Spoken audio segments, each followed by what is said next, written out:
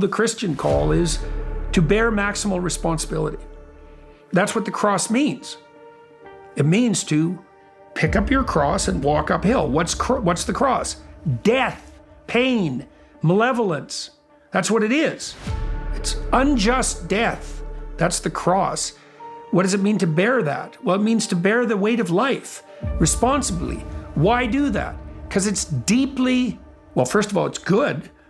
And just that in and of itself might be sufficient, but it's also deeply meaningful. I tell young men, it's like, find something difficult to do. You need that. You're not built for comfort or pleasure. Like if that comes along, good. You know, if you have a day where you're comfortable and there's some things around you that give pleasure, have some sense and enjoy it. But don't be thinking that's what your life is aimed at.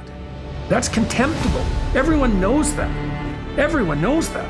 And if they orient themselves in that hedonistic direction, there's nothing in it but shame.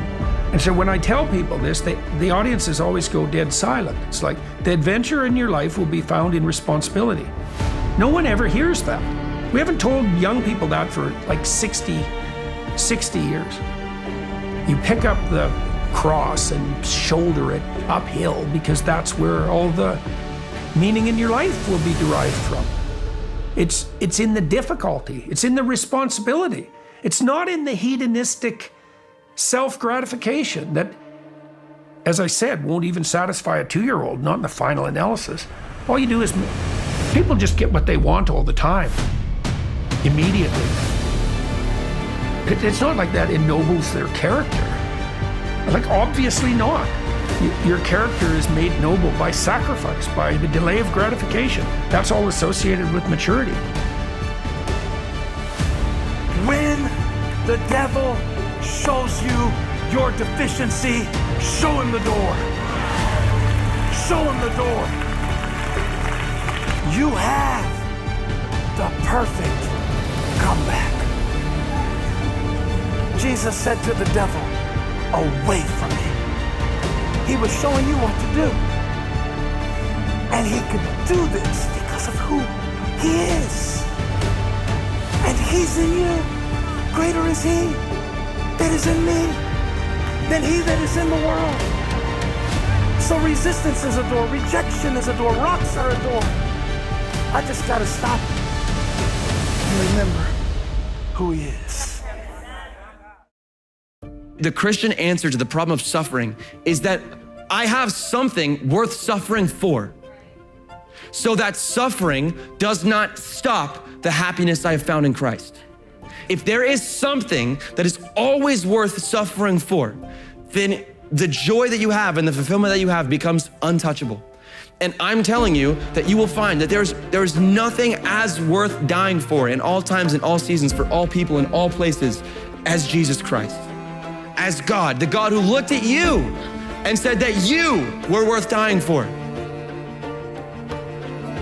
When God gives you your next opportunity, move. You got a dream. You got a vision. I won't lie to you, it's gonna cost you everything.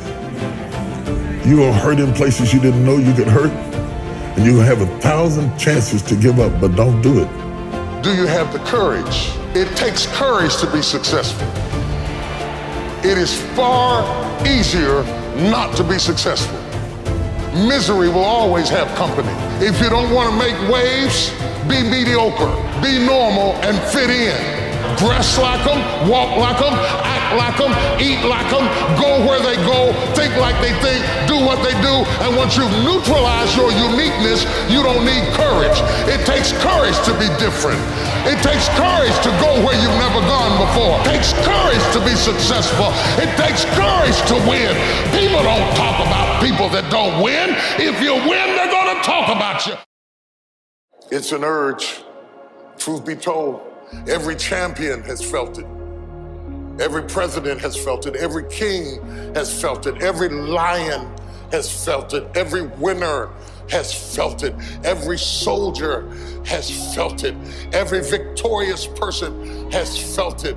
The urge to quit. Don't you give up on your dream. I don't care if you don't have the money, you don't have the help, and you don't have the family for it, and you don't have the background for it, and you don't have the friends for it. Don't you give up on your dream. Don't you do it. Don't you do it. Don't you do it. It may take you twice as long. You may have to take courses and classes. You might not read as fast. You might not move as quick. You might not have as much, but don't you quit. Don't you quit. You do make a difference. You do make a difference. You do make a difference. As weak as you are, as tired as you are, as many mistakes as you made, you do make a difference. There is something they would lose if you were not there. There was something that they would miss if you were not there. You do make a difference.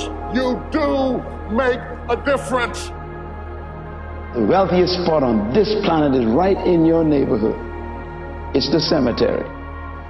If I could mine the cemetery like you mine gold, I would be the wealthiest man on the planet. Why is the graveyard so wealthy? Why is there so much treasure in the cemetery? Why? Because buried in the cemetery are dreams that were never fulfilled, books that were never written, ideas that never became reality. There in the graveyard are paintings that were never painted, songs that were never written, books that we'll never read. In the cemetery are great manufacturing plants that were never built. In the cemetery are sermons that were never preached. The cemetery is pregnant with unused success. Buried in the cemetery is treasure that makes God weep. Jesus had a must at an early age. Luke 2, what's your must, Jesus? I must be about my Father's business. Luke 4, I must, he says at 30, I must preach the gospel. For this purpose I came. Luke 9, the Son of Man must suffer. He's going to bear the sins of the world. John 3, the Son of Man must be lifted up. And if he is, he'll draw all men unto himself. Jesus knew from the youngest age to the oldest age what his must was. I think many people live in bondage because they never know their must.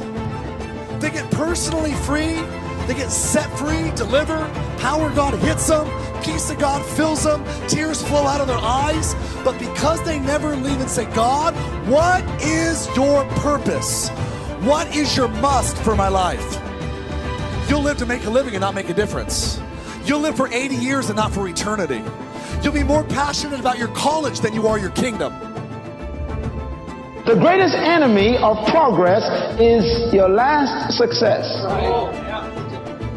The greatest threat to moving ahead is getting excited about where you are.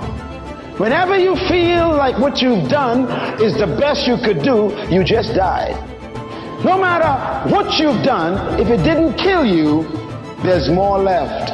Because God sent you here. And no human being came to this planet empty. I repeat, no human came to this planet empty.